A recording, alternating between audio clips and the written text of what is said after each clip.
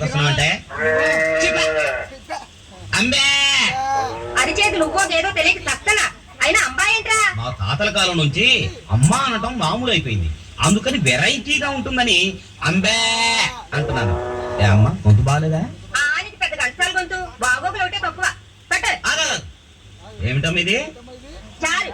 ఈ చారులు పులుసులు నా బాడీకి అంతగా పడవు.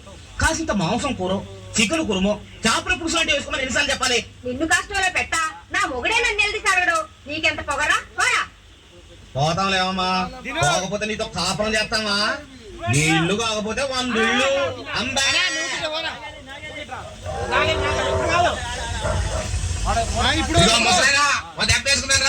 ఓహోయా దెబ్బలేదు దవసం లేదు, నీలాగా నాకేం పని లేదు అనుకున్నావా? లేకపోతే నాకేమన్నా ప్యాసింజర్లు తరవైపోతారు అనుకున్నావా? అడుగో ముళ్ళ పని వస్తానా ఏంటన్నా? థ్యాంక్స్ అన్న.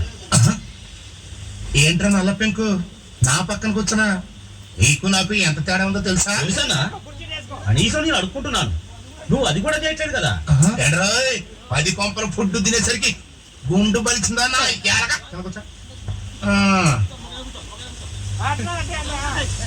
సేమ్ పంది అన్నా, చిల్లర ఎంత ఉందిరా? టేబుల్లోనా బ్యాంకులోనా?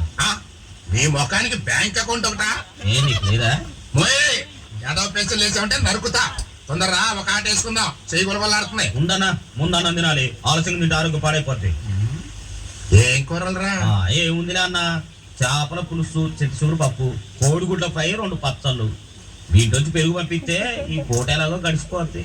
తమరు తినే భోజనం ప్రైమ్ మినిస్టర్ ఆఫ్ ఇండియా కూడా తినలేరు. అదృష్టవంతులు.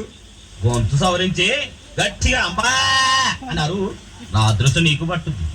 అంటే నన్ను కూడా